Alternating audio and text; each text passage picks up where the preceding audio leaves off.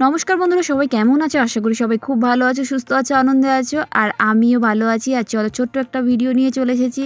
আর দেখো, ভিডিওর প্রথমেই তোমরা দেখতে পাচ্ছ ভগবানকে। আমি ভগবানের কাছে প্রার্থনা করি তোমাদের প্রত্যেককে ভালো রাখুক, সুস্থ রাখুক, আর ভালো মানে একদম সুস্থ রাখুক, আনন্দে রাখুক। তা চলো, তোমরা কি ঠাকুর আমাকে বলো তো, যে কি ঠাকুর আমি পরে বলে দিচ্ছি। আর দেখো, ঠাকুর পুজোর জন্য সমস্ত কিছু এখানে জোগাড় করা আছে। বরণ ডালা, যেহেতু ঠাকুরকে বরণ করতে হবে, আর ঠাকুরটাকে অন্য জায়গায় নিয়ে যেতে হবে, যার জন্যে ঘটিতে জল। আর এদিকে দেখো, আমার মানু বসে আছে, আর ওখানে ঠাকুরের পুজোর সমস্ত সরঞ্জাম দেখো, ঠাকুরের পেছনে সব কিছু গোছানো আছে। আর মানু দেখো রাগ হয়েছিল, ও ঢাক বাজাবে বলছিল, ঢাক বাজাতে দিইনি বলে ওর রাগ হয়েছে, তাই ওকে একটু হাসানোর চেষ্টা করলাম, সে তো মোটে হাসলো না। তাই এদিকে চলো, আর ঠাকুরের হাতে দেখো কাঁকালে ঠাকুরের হাঁড়ি দেওয়া হয়ে গেছে, ঠাকুরের হাতে হাতা, তারপরে শিব ঠাকুরের হাতে সরা দেওয়া হয়ে গেছে। তোমরা এবার নিশ্চয়ই বুঝতে পারছো এটা কী ঠাকুর। হ্যাঁ, এটা অন্নপূর্ণা ঠাকুর। অন্নপূর্ণা ঠাকুর পুজো দিতে যাওয়া হবে, কারণ আমার ভাইয়ের একটা মানসিক ছিল। আমার ভাইয়ের খুব ছোট বয়সে অনেক বড় একটা মানে অসুখ হয়েছিল, যার জন্যে মানে একদম পুরো মরণ বাঁচন অবস্থা হয়েছিল। আমার মা সেই জন্য মানসিক করেছিল যে ঠাকুর তুলে ছলন তুলে পুজো দেবে। সেই পুজোটা এত বছর পরে দিচ্ছে।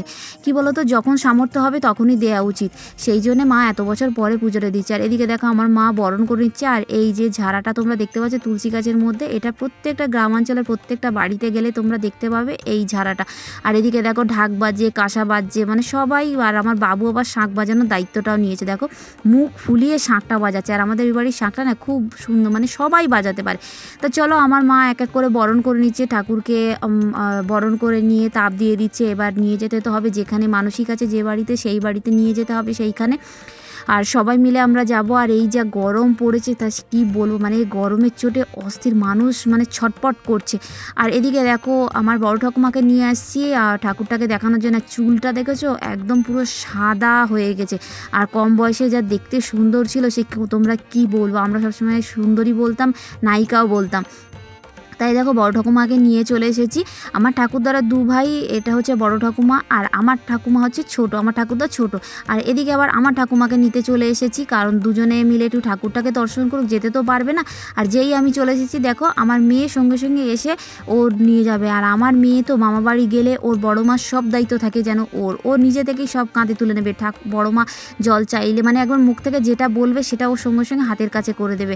ধরে ধরে বাইরে নিয়ে যাওয়া, মানে বাথরুম পর্যন্ত নিয়ে যাবে, জামা কাপড় এনে দেবে, খাওয়ার জল টল সব দেবে।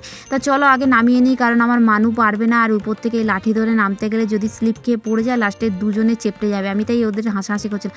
আর তোমরা দেখে বলো তো, আমার তো মনে হয় ওদের দুজনকে একই রকমই দেখতে লাগে, আমার মেয়েকে আর আমার ঠাকুমাকে। আর দেখো, নামিয়ে দিয়েছি। এবার আমার মেয়ে দেখো ধরে ধরে পুরোটাকেই নিয়ে যাবে, নিয়ে গিয়ে ঠাকুরের কাছে নিয়ে গিয়ে আবার ঠাকুরের তাপ দেয়াবে। মানে ও একদম পাকা বুড়ি যেটাকে বলে। আর দেখেছো, একদম পুরো জামা টামা পরে রেডি, হাতে আবার একটা রুমালও নিয়ে নিয়েছে।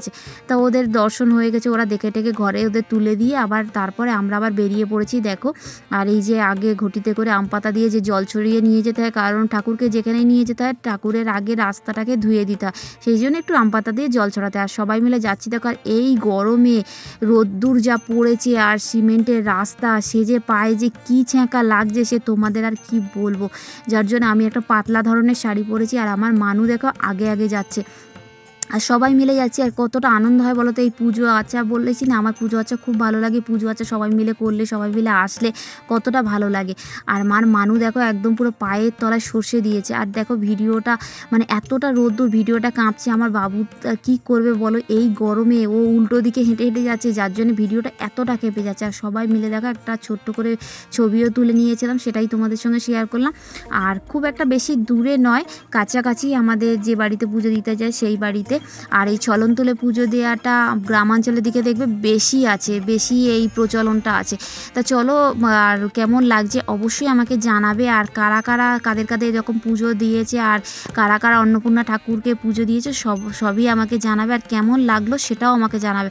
আর আমার মানু তো আগে দৌড়ে দাদার কাছে চলে গেল ভিডিওটা দেখার জন্যে, ও ভিডিও করবে দাদার হাত থেকে নিয়ে। তাই দেখো, অনেকটা দূর চলে এসেছি, কাছাকাছি চলে এসেছি। মানু আবার দেখি যেতে যেতে আবার নাচানাচি করছে। আর এই দেখো, সেই বাড়িতেও পৌঁছে গেছি। আর ঠাকুরের দেখো সমস্ত জিনিসপত্রগুলো নামিয়ে নিচ্ছে এক এক করে, কারণ এবার পুজোটা দেওয়া হবে। আর আগেও দেখো অনেকে ঠাকুর দিয়ে গেছে। আর আগেকার আরও পুরনো ঠাকুরগুলো তো বাইরে অন্য জায়গায় রেখে দেয়, কারণ কি বলো তো, অত ঠাকুর কোথায় রাখবে। আর এইটা হচ্ছে আমাদের ঠাকুর। তা কেমন লাগলো জানাবে। আসবো অন্য ভিডিও নিয়ে, ততক্ষণ